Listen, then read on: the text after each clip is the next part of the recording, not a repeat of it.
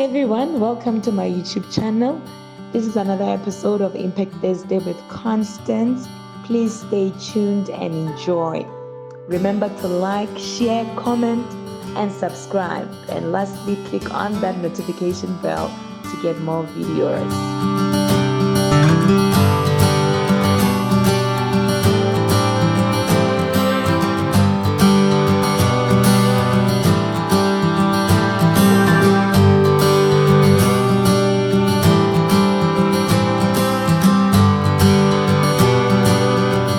What would you say about the level of access to this drugs? Because you realize that people start from a young age. Where do they get them? How are they easily accessible? Where are they really found? Where are they found? These days, you can find weed just about anywhere. Like these days, I remember when we were studying, it seemed like, getting weed from a drug dealer was like, like a covert operation or a CIA thing that, you only know him if, like, you know him, But there came a point in time when, like, by the time I got to varsity, if you go to the streets of Braamfontein, there's a really popular street by a really popular food store that people really love. Now, if you walk down on that street, the drug dealers aren't hiding anything. They're openly approaching you to say, "Do you want weed? I got some of that good stuff." I don't know if, I think also it comes to a sense of the standing of the society or the community that you are in at that time. Now, in the time where I was in, when we were first starting out, in Pretoria, in central town there, it wasn't so easy to just, jump around. There were many places, but you wouldn't know them unless you heard from those who were already taking them. But if you had been, like, before I started, smoking weed and buying weed from a particular place in town, I had been taking the bus for maybe 2 years already, or a year and a half or so, without knowing that there's any of this out there, But these days, I think when a place is so eroded already, because drugs kind of creep into a community like a virus, They don't start already like an invasion. Otherwise, everybody's gonna trip off, and parents will be more vigilant, and they'll start making, making more decisive actions to take care of their children, but they creep in, very subtly, and before we know it, it's all over the community. These days in South Africa, we like to, maybe blame it on foreigners and say that foreigners are bringing in drugs, but I don't think it's just a matter of foreigners. Yes, they might be, they might have maybe more access through channels or whatever, but I think that it's really speaking to what kind of society are we in, because the very same places where I could go and buy weed, it's the very same places where I saw cops just, parked there, and, I'm wondering what are they doing there. There was a time, in fact, when I wanted to go and buy weed from my dealer at the time, and as I was walking to the place where he was going, I saw him walking with side by side with a cop, and it looked maybe that, like, I don't know if maybe he was in trouble, so I just kept walking and feeling like, oh, maybe this is the day he's gonna get busted, but when I walked back, he was just fine. He was like, you know what I mean? Now I don't know how justice systems work and how much evidence they need to actually bust these guys, but I think, like, these days there's not much that's really being done to fight. So it's very easy to get weed. It's very easy to get alcohol too. I mean, you don't necessarily need to really be that old looking. You don't necessarily need to be 18. I mean, for me, I'm a pretty short guy. So when I was like 13, 14, 15 trying to get alcohol, we were sending our taller friends in there because, I think a store that is reputable, that, is openly seen selling to those who look young will obviously get in trouble because they're in the public light, But for drug dealers, it doesn't really matter. They're selling to 30-year-olds or 12-year-olds. They're in the dark, So for them, they easily operate to anybody. But I think that's just it. That these things are more accessible now than you would think. All right. I think moving on. Fast forward. How did you eventually decide to quit taking in drugs? Well, actually, it wasn't necessarily a one-day process. Like I said, there was a time when I had a trial period of trying, what life would be like without drugs. And for me, since about maybe grade 11, I wanted to actually be off of it. I wanted to actually be, in fact, when I fell back onto weed and cigarettes and drinking, the second semester of my 11th grade, there was a part of me that kind of missed being, especially in grade 12. Like when now I've fully been back, I was wondering, will I ever experience that? Like I wanted to actually go back to a life of, being clean. But it's easy to come into drugs and very difficult to come out of them. And for me, the whole of grade 12, this was before I started taking cocaine, by the way. I wanted, my first semester of grade 12, I really wanted to, live a life of working out, of exercise, and it was difficult. And I found myself even deeper in than I wanted to be there. Like I wanted to be out, I found myself deeper in. And by the time I got to varsity, my first few weeks or so, I found it like, almost an opportunity to be free, because I'm free from all the dealers, I'm free from all the friends who know me, I'm free from all the influences that could, because sometimes when it's so easily accessible, it's difficult to let go, because it's too easy to just buy it again, But before I saw it was already that now I'm with people who are smoking weed again in varsity, new friends now, new dealers now, new influences now. And before I knew it, I threw away my first year in varsity. And for me to have come back was actually more of a miracle. It was around the same time when South Africa was having fees must fall. So I was able to come back on the lynch of that, we're accepting students now. It's not so easy to be kicked out, because there's a lot of pressure on the university. So I really got in through a loophole back, and I think I was more repentant to say that this time I'm not going to throw it away. But it still took me about a year and a half after that to really be fully off. And for me, it was really a thing of trying, remaining with the moral of saying that this thing is bad and I want to leave it, while still being maybe hooked by it. I think having that thought of saying this thing is bad and I want to leave it is like a lifeline for someone, to just hold on to that. Because when you tell yourself that it's not so bad, I can live with this, you're keeping it by your side and it'll never leave you. But when you tell yourself that this thing is bad and I want to leave it, it will, you keep fighting, don't give up the fight. And that's something that I kept telling people. I was kind of humiliated every time I would tell people that, I'm leaving cigarettes, and I'll be off for a few weeks or so, and then I come back and they're like, I thought you quit, and I'll say, I thought so too, and it was a bit of that, to say that, but in my heart, I kept saying that I'm not gonna quit quitting, So that's my advice, that don't quit quitting.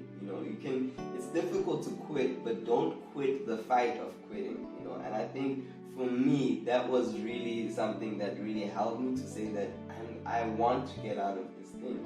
And I think a major turning point, because I tried going to meetings, Narcotics Anonymous. I even went to Alcoholics Anonymous. I wasn't even an alcoholic. I just wanted help, And for me, what really changed and really did things for me was my faith, was really reconnecting with God, going to church again, and from there, when I started giving myself to church, when I started giving myself to a life of, of faith, a life of giving myself to Jesus, it just became like, something just changed, like the addiction kind of fell off, Most people would say that in order to leave an addiction, you need to replace it with something else. And for me, I replaced it with church, and I believe that that's really what really changed me, is really just going to church and just saying that, because in church you won't find people who are smoking with you, people who are drinking with you. You become less accessible, because I think think that's the issue, is that in order for you to really be free of it, you need to be inaccessible to it. You need to be inaccessible to that lifestyle. You know, there were many times in my final year of really, before I finally, was all the way into the faith, I was fighting every day. In the morning, I would wake up and tell myself, I'm not a cigarette smoker. I hate cigarettes and I hate anybody who smokes them. Now, of course, I wouldn't advise somebody to hate people, but that was just my fighting mechanism of saying that I'm not in this, I hate it, But by the end of the night, I'll be back in it and really kind of feeling weak, but still in my mind feeling like tomorrow morning I'm not in it again, and that was my thing, that every morning I was fighting. And I was able to still remain studying, still remain fighting, because the thing is that when you just give yourself and say, I give up, it will just eat you up. It'll eat up your life. It'll be worse than it was before, And I think it's that you need to keep fighting, remain, I like the scripture in the Bible that says, if you keep knocking, the door will be open to you. Sometimes you need to keep knocking. And many people, and I believe many people want to be free, but they kind of give up knocking. They give up seeking, that freedom that they can have. But I've seen that it's possible. It really is possible. That's really good. So can you take us through what was life like after having quit the drug use? That's the best part. Life for me after I quit it was like, it was bright. It was different. I was able to pursue the things that I really wanted to do.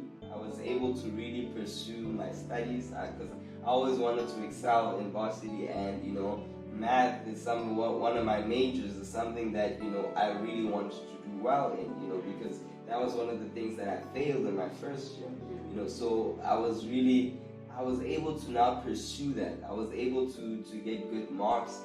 I was able to be clean. There were things that were I was being rid of. I was able to have friends who were good friends, because when you're in that lifestyle, you have all your friends are devious like you. There's no honor among thieves. Because that lifestyle, it'll make a thief of you. Because of the desperation it puts you in. So I was able to gain integrity back, able to gain dignity back, able to gain standards back of saying that I won't go that low, and I was able to graduate and land a job, so I'm able to now afford things I couldn't afford before, I'm able to, take care of people I love, I'm able to pursue my dreams, and it's a bright future ahead, I'm able to hope, because that lifestyle puts you in a state of hopelessness, of feeling like, will I ever come out of this? Will I ever be free of this? And for me, that was one thing that really even motivated me as I was coming out, is seeing that bright future, seeing what I would look like outside of it, because I always imagined myself buff outside of smoking. I don't know, that was just my motivator, to just see myself, all worked out, all, clothed well, and living a good lifestyle. And then it's good to have that vision of yourself, and that's still my vision of myself, that one day I'll be at that great level that I see myself coming to, and I think that's really one of the great things of really being free, is that you're able to pursue your dreams, you're able to live out your destiny. Wow, that's such a beautiful testimony, so beautiful. So I think finally, what advice would you give to the young people out there, those who are in primary, in school, university, who are still struggling with the use of drugs, or those who are just curious about the lifestyle of taking drugs? What advice would you say to the young people all over South Africa?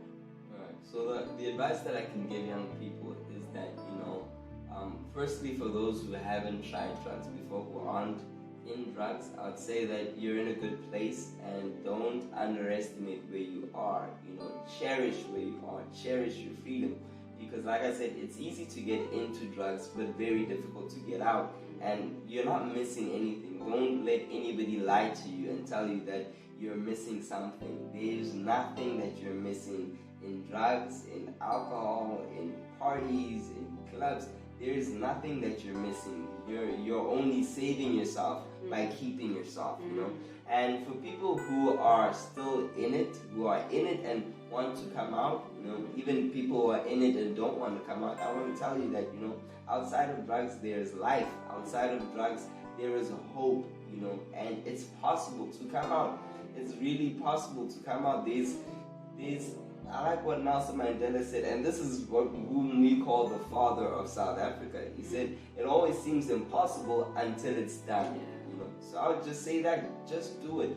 Get out, you know, don't hold back, don't delay, because that's the enemy. A lot of people stay in drugs because they tell themselves, I'm going to leave it when I'm 35 or when I'm 55. You'll never leave it with that mindset. You have to tell yourself that right now I quit. I can't tell you how many times I wasted money by buying a 20-pack, smoking 3 of them, and telling myself that I quit and throwing them out. And maybe I felt bad and maybe I fell back into it, but I kept doing that until I came to a point where I couldn't buy packs anymore because I knew that I would be wasting money, because I'm going to just throw it away, because I kept telling myself that, you know, this moment right now, I'm leaving it. And I'll give you that same advice. This moment right now, leave it. Throw it away. If it's a drink, throw it away. If it's a blunt, throw it away. If it's a cigarette, throw it away. It's not going to give you anything more. Don't tell yourself one more. Don't tell yourself after this one. I can't tell you how many times I had a New Year's resolution to say this year I'm not smoking, and it didn't work. You know, I can't tell you how many times I told myself after this pack I'm not going to smoke anymore, and I only bought another pack after that. You know, really, I really encourage you to let go. Just let go and grab a hold of something else. You can't just let go and just be like that, because remember, it creeped into your life because of an emptiness in your life. You need to fill your life with something new. You need to pour into your life until all of those drugs come out. Grab a hold of something good. Grab a hold of purpose. Grab a hold of your dreams, your destiny. It's out there and it's for you.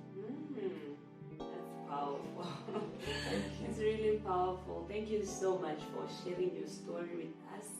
I have personally learned a lot, and I'm encouraged, and I believe that somebody else is encouraged out there. And there's hope. You know, there's hope for somebody who's out there. And thank you so much for coming and sharing with us. Thank you. We have finally come to the end of this episode. If you have any questions for our guest, may you please feel free to leave them down below in the comments section, and he's going to answer each one of them for you. And remember to like, share, comment, and share this video with your friends, your families, your neighbor, everyone. Let us spread the information and make people aware of the dangers of using drugs, especially among young people, so that they can focus on their studies. And if you have not yet subscribed, may you please click on that subscription button, and click also on that notification bell to ensure that you get the notifications when we post more videos. And from me, Constance, I love you all so much. Mwah.